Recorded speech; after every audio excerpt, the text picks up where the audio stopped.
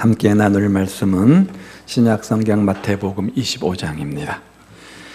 25장 14절부터 마지막 30절까지입니다. 43페이지에 있죠. 신약성경 43페이지에 있습니다. 마태복음 25장 14절부터 30절까지입니다. 한 절씩 교독하도록 합니다. 제가 먼저 14절 말씀을 읽겠습니다. 또 어떤 사람이 타국에 갈 때 그 종들을 불러 자기 소유를 맡김과 같으니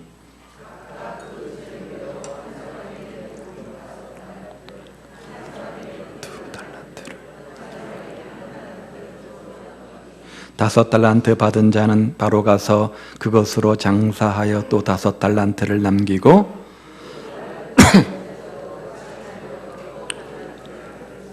한 달란트 받은 자는 자기 땅을 파고 그 주인의 돈을 감추어 두었더니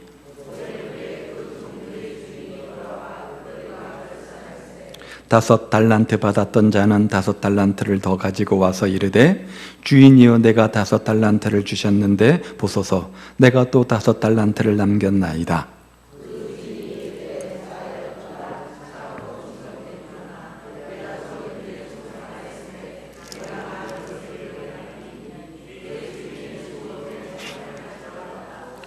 두 달란트 받았던 자도 와서 이르되 주인이여 내게 두 달란트를 주셨는데 보소서 내가 또 두 달란트를 남겼나이다.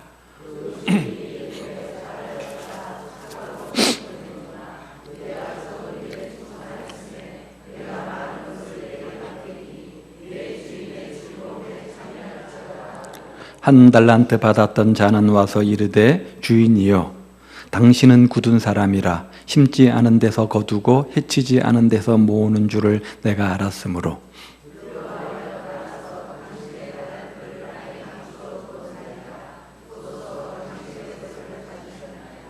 그 주인이 대답하여 이르되 악하고 게으른 종아 나는 심지 않은 데서 거두고 해치지 않은 데서 모으는 줄을 너가 알았느냐?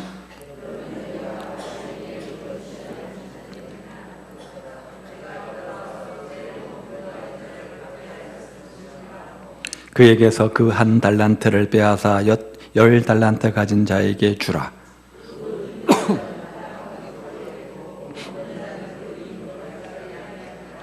이 무익한 종을 바깥 어두운 데로 내쫓으라. 거기서 슬피 울며 이를 갈리라 하니라. 아멘. 흔히 우리가 인생을 이야기할 때 해밍웨이가 쓴 노인과 바다 이야기를 자주 하곤 합니다. 그 책의 내용을 보면 노인이 바다에서 고기 한 마리를 잡기 위해서 온갖 고생을 하죠. 그러면서 한 가지 질문을 합니다. 내가 무엇 때문에 이 고기를 잡아야 되는지, 이 고기와 나와 무슨 상관이 있길래 내가 이렇게 해야 되는가, 가만히 생각에 잠깁니다. 노인은 힘도 없습니다. 고기를 잡아도 노인이 먹는 것도 아닙니다. 그렇지만 노인은 고기가 걸렸으니까 그 고기를 잡는 것뿐. 굉장히 큰 고기였습니다. 그 고기를 육지까지 가져오기 위해서 사투를 벌이죠. 그래서 상어떼들이 달려들어서 뜯어먹기도 하고 그것들을 막아내느라고 기진맥진하고 결국 노인은 지친 몸으로 육지에 도달하게 되어집니다. 그렇게 온갖 고생을 했건만 손에 잡은 것 하나 없이 허탈한 모습으로 등장하지 않습니까? 결과는 아무것도 없었던 겁니다. 그러면서 이 사건이 우리에게 주는 교훈이 있습니다. 인생의 궁극적 목적을 모르면 아무리 열심히 부지런하게 살았다고 할지라도 이와 같이 결국은 허무한 것 아무것도 아니라는 것이죠. 여러분 올 한 해를 어떤 삶의 모습으로 사셨습니까? 올 한 해를 나름대로 열심히 살아온 것 같은데 어떤 때는 꼭 노인과 바닷속의 주인공처럼 그 공허함을 가질 때가 있지 않습니까? 열심히 최선을 다해서 살았건만 내 두 손엔 아무것도 잡지 못한 빈손 일 때가 참 많이 있는 것을 봅니다. 그런데 그것보다 더 중요하게 기억해야 될 것이 한 가지 있다. 오늘 본문은 이렇게 말하죠. 우리가 하나님 앞에서 올 한 해를 마무리하는 영적 결산을 반드시 해야 된다는 겁니다.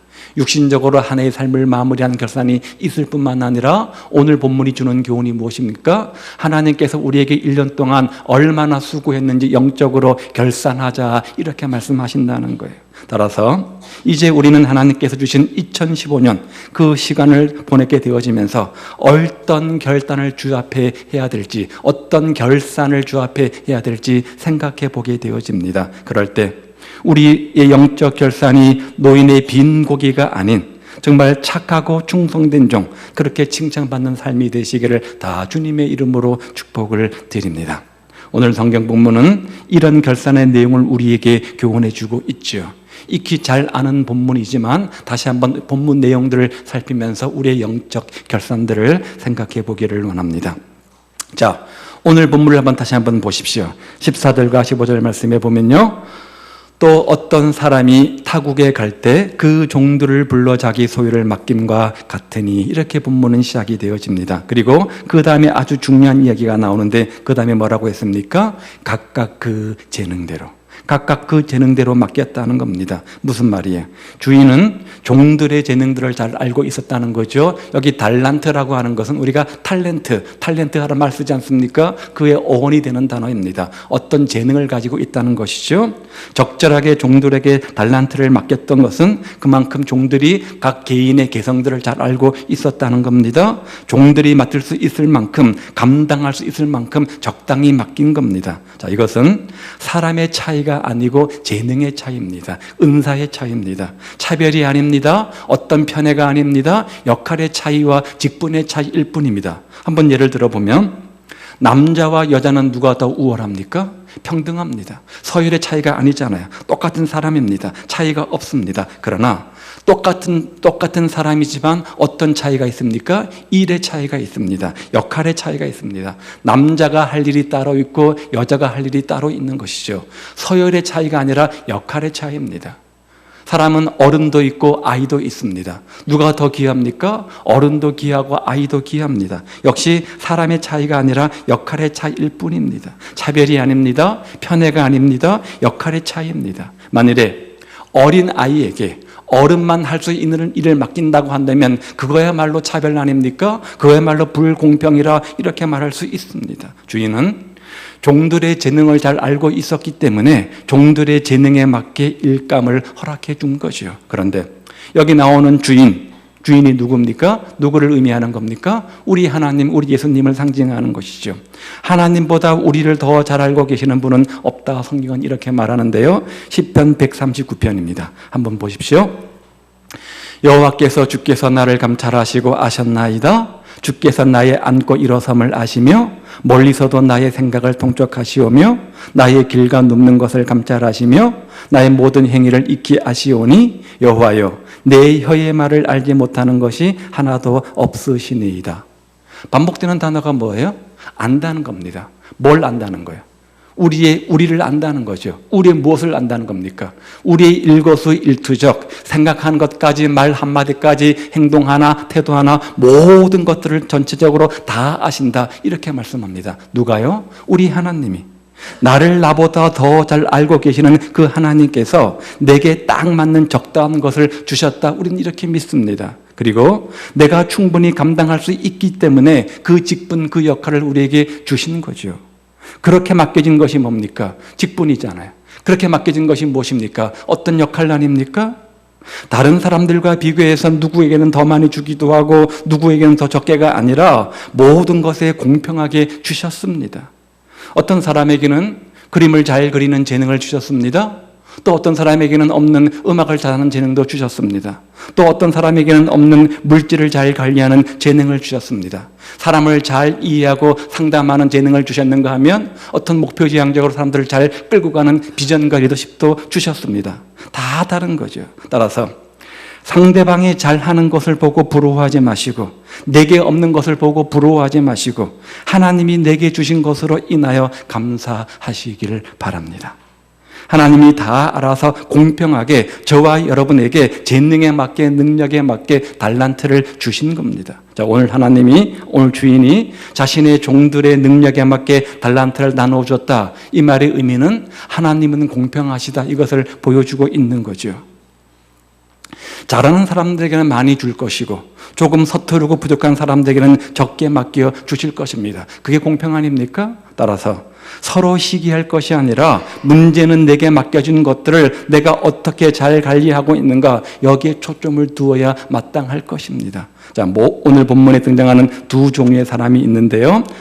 먼저는 착하고 충성된 종이 등장을 합니다. 자, 오늘 3명의 종이 등장하는데 2명은 착하고 충성스러운 종이라 평가를 받고 1명은 악하고 게으른 종의 평가를 받습니다. 먼저 20절에 보면 5달란트 받은 사람이 등장을 하죠. 그는 능력으로 인정받은 사람이죠. 그에게 이만한 것을 맡겨주어도 충분히 잘 감당할 수 있겠다, 그런 확신이 섰기 때문에 아마 5가지를 맡겼을 것입니다. 실제로 우리의 믿음의 분량을 따라서 교회에서는 어떤 이에게 좀 무리하다 정도 일을 맡기는 경우를 보게 되어집니다. 왜 목사님은 저 사람에게만 저렇게 일을 많이 맡길까 싶을 정도로 일을 많이 맡는 분들이 종종 교회 안에 있는 것들을 보게 되어집니다. 그런데 그런 분들은 언제나 교회에 오기를 즐겨하시는 분들이고 맡겨진 소명들을 기쁨으로 잘 감당하시는 공통된 특징들을 가지고 있습니다. 물론 한 사람이 이것도 하고 한 사람이 저것도 하는 것은 좋은 모양새는 아닙니다. 올바른 건강한 교회를 세워가는데 바람직한 모습은 아닙니다. 할 수만 있다면 한 사람이 한 봉사하는 것이 아름답고 성경적이겠죠? 더 건강한 교회의 모습이겠죠?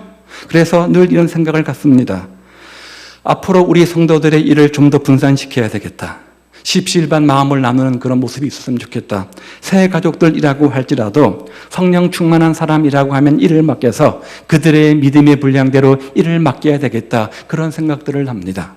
백지장도 맡으면 낫다고 하는데 한두 사람이 교회를 좌지우지하는 것이 아니라 우리 모두가 좋은 동력자가 되어서 같이 마음을 나누고 생각을 나누고 같이 헌신 봉사를 나누면 얼마나 좋겠습니까? 문제는 그렇게 하고 싶은데 그렇게 할 사람이 없다는 게 문제죠. 맡기고 싶은데 맡기고 싶어도 맡길 사람이 없다는 게 문제 아닙니까? 아니, 맡으려고 하지를 않습니다. 우리가 잔치 비유를 생각해 보았죠. 소를 샀기 때문에 안 된다는 겁니다. 밭을 샀기 때문에 안 된다는 겁니다. 오늘 장가 들어서 할 수가 없다는 겁니다. 그런 변명, 그런 핑계만 댈 뿐, 그러면서 이런저런 불평만 할 뿐, 아무도 맡으려고 하지를 않는다는 겁니다. 그러니 어떻게 합니까? 교회는 돌아가야 되는데 누군가가 맡는 사람들이 한두 개 더 맡을 수밖에 없는 것이죠. 그런 부작용이 생길 수밖에 없는 것이죠. 여러분, 믿음이 무엇입니까? 여러분, 충성이 뭡니까? 할 수 없는 상황이지만 믿고 하는 것이 믿음 아닙니까? 불가능하지만 할 수 있다 믿고 할 수 있다 믿고 도전하는 것이 믿음이요 충성 아닙니까? 성경은 말하기를 내게 능력 주시는 자 안에서 모든 것을 할 수 있다. 그러니까 맡은 자에게 구할 것은 뭐라고요? 충성이라, 이렇게 말씀하시죠. 여러분은 어떻습니까? 이제 연초가 되면 교회에는 청지기들을 임명합니다. 재직들을 임명하고 또 여러 직분들이 주어질 것입니다. 어떤 이는 순장으로, 또 각 전도의 회장이나 총무 회계로, 반주자로, 찬양대로, 교사로 여러 가지 직분들을 감당하게 되어질 겁니다. 아다시피 저희 교회는 많은 일들을 벌이는 교회가 아니라 소그룹을 하는 교회이기 때문에 큰 봉사 직분들이 많지는 않습니다.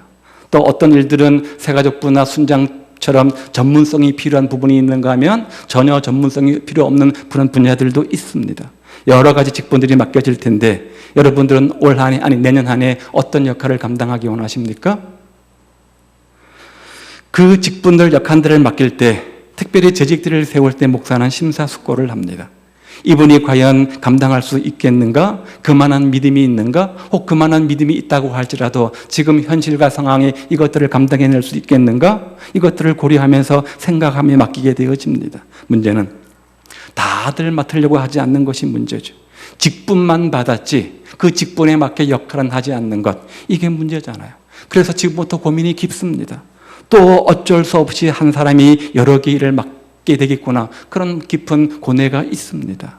하여튼 오늘 주인이 한 종에게 5달란트를 맡겼다고 하는 것은 그만큼 그 주인이 그 종의 능력을 인정했다, 이 말 아닙니까?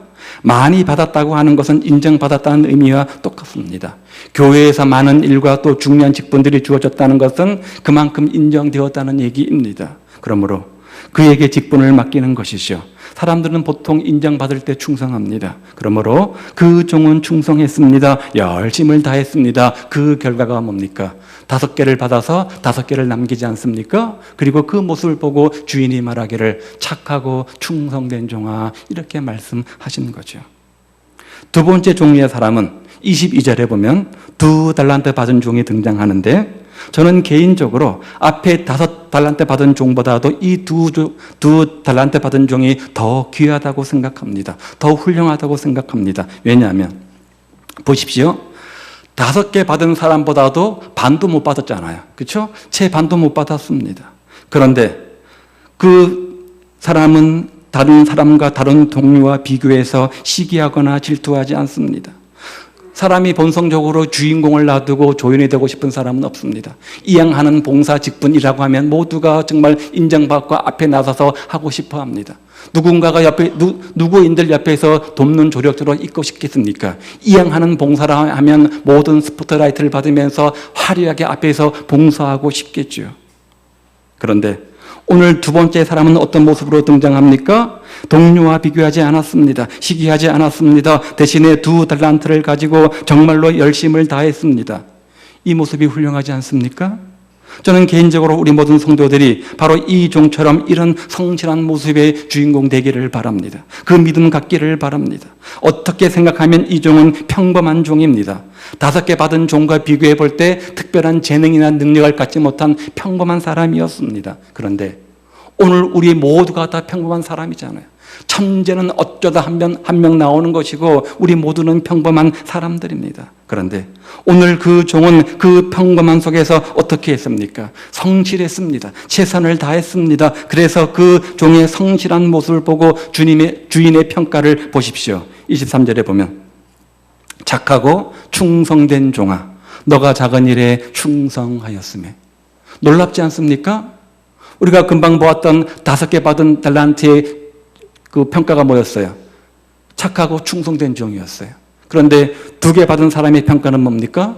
똑같잖아요. 착하고 충성된 종아. 무슨 말입니까?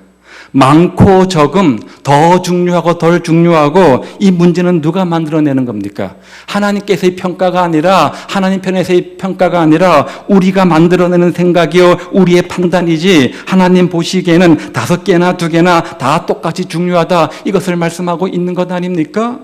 문제는 맡겨진 것이 5개냐 2개냐 1개냐 이게 중요한 것이 아니라 그 맡겨진 것을 내가 올 한 해 얼마나 성실하게 충성했는가, 이겁니다. 그 성실함을 보시고 그 열심과 충성을 보시고 주님께서 평가하실 때 뭐라고요? 착하고 충성된 종아, 이렇게 평가하신다는 거예요.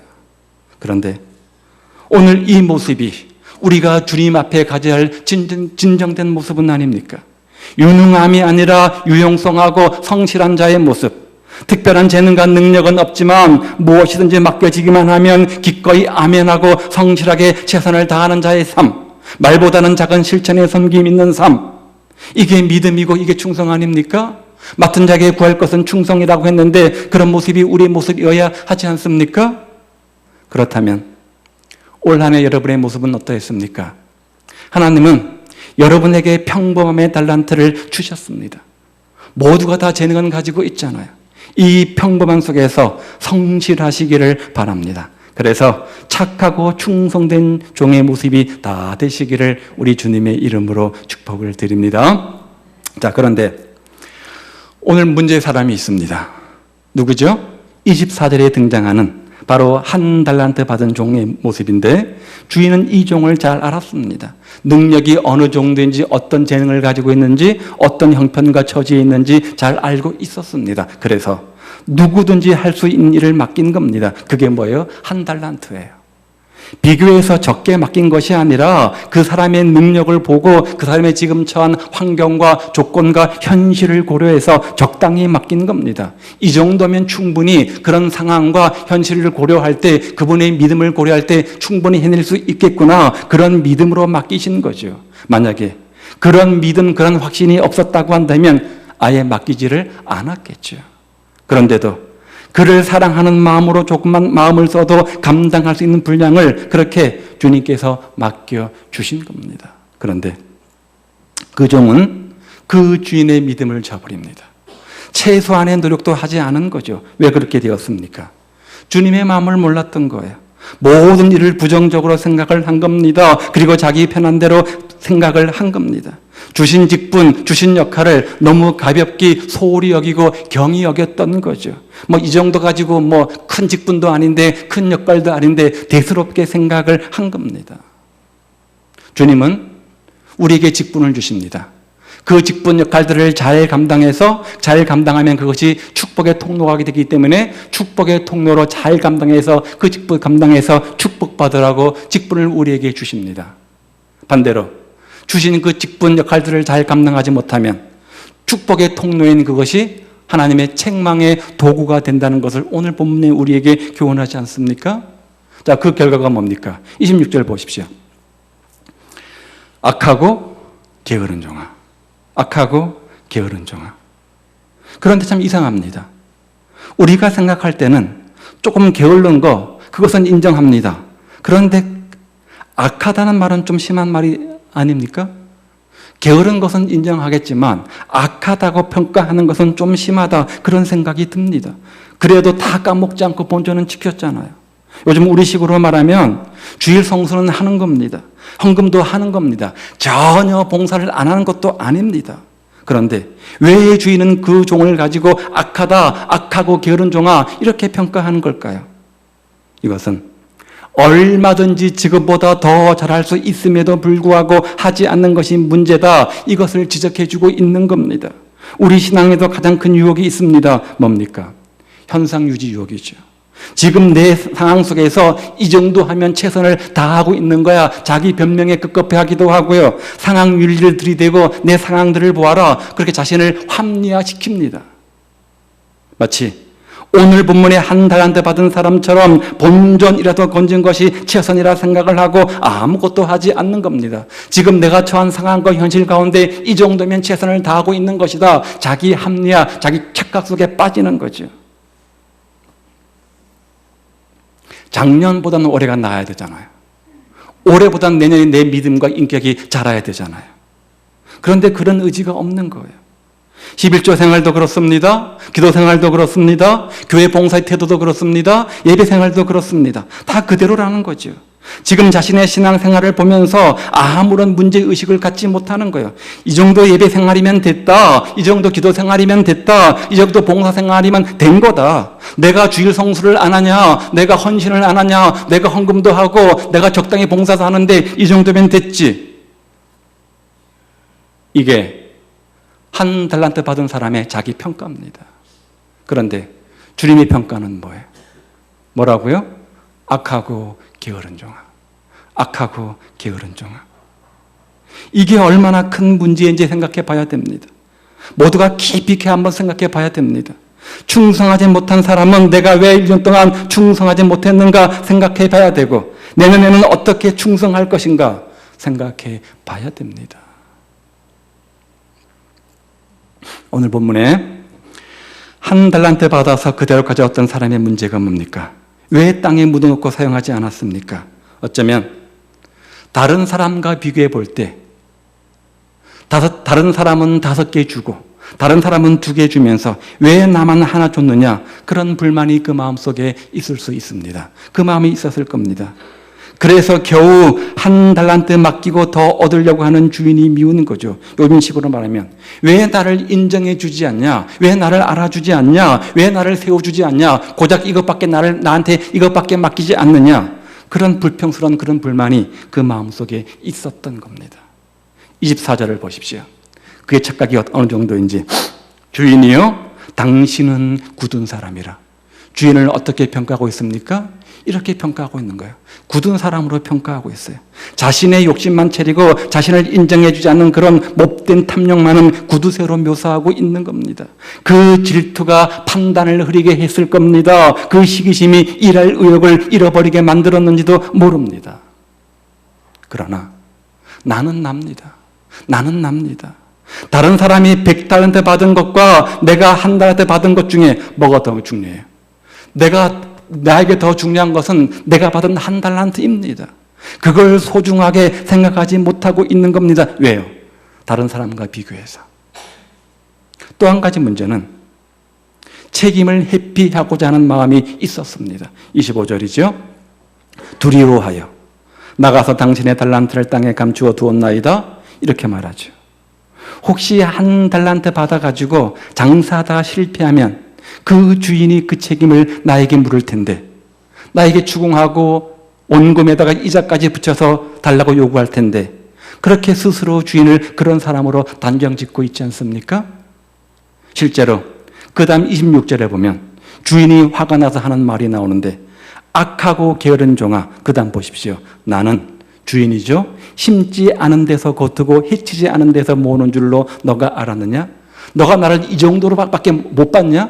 이렇게 묻는 거잖아요. 그러면서 그 다음 27절에 보면 뭐라고 말하면, 내가 정말 그런 사람이었다면 하나를 투자하고 10 달라고 요구하는 그런 사람이었다면 왜 굳이 내가 너한테 이것을 맡겼겠냐? 더 재능 많고 더 능력 많고 더 똑똑한 사람한테 이것을 맡겨서 이익을 얻었을 텐데 왜 굳이 너한테, 아무 달란트 없고 하나밖에 없는 너한테 내 이것을 맡겼느냐? 이렇게 책망하잖아요. 따라서 이것은 실패한 사람의 변명에 지나지 않는다는 거예요. 그리고 무엇보다 중요한 것은 주인이 준 기회는 평등한 거죠. 자, 보십시오. 오늘 본문을 상식적으로 생각해 봅니다. 5개를 받았습니다. 몇 개를 남겼습니까? 5개를 남겼습니다. 2개 받은 사람은 몇 개를 남겼습니까? 2개를 남겼습니다. 그러면 1개 받은 사람은 몇 개 남기면 됩니까? 하나만 남기면 돼요. 하나를 주고 10개를 달라는 얘기가 아니잖아요. 그건 아닙니다. 막말로 이 사람이 한 달란트 가지고 나가서 최선을 다했습니다. 열심히 장사를 했는데 결과가 실패로 올 수도 있잖아요. 그래서 원금마저 다 날렸다고 해보십시오. 만약 그런 경우라고 할지라도 정말 솔직하게 주인대로 고백하고 용서를 구한다면 주인이 어찌 이를 내칠 수 있겠습니까? 그렇지 않았을 겁니다. 우리 주인이 어떤 분입니까? 우리 주님이 어떤 분입니까? 주인 되신 우리 주님은 다시 2개의 재능들을 주시면서 다시 해보라, 그렇게 기회를 주시는 분 아닙니까? 그런데 이 사람은 지레짐작으로 주인이 준 달란트 그 이상을 바라는 악덕업주처럼 생각하고 있는데, 이것들은 실패한 사람들의 자기 변명, 자기 합리화에 불과하다는 거죠. 하나님은 공평하신 분이십니다.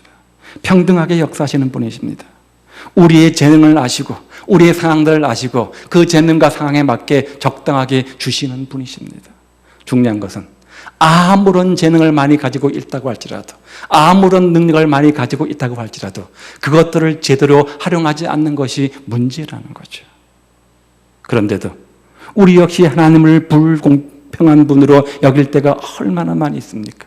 왜 저 사람에게는 5 달란트를 주고 나에게는 하나밖에 주지 않습니까? 그런 불만을 하지 않습니까? 왜 나를 작게 평가하느냐고, 왜 나를 인정해 주지 않느냐고 우리가 원망하며 불평하지 않습니까? 왜 다른 사람들에게 주신 특별한 재능을 저에게는 주지 않습니까? 왜 다른 사람에게 주신 좋은 환경과 조건과 현실을 나에게는 허락해 주지 않는 겁니까? 하면서 이미 허락하신 한 해가 다 끝나가는데도 아직도 그것에 매여서 원망하고 불평하며 변명을 늘어놓고 있지는 않는지 한번 우리 모습을 보십시오.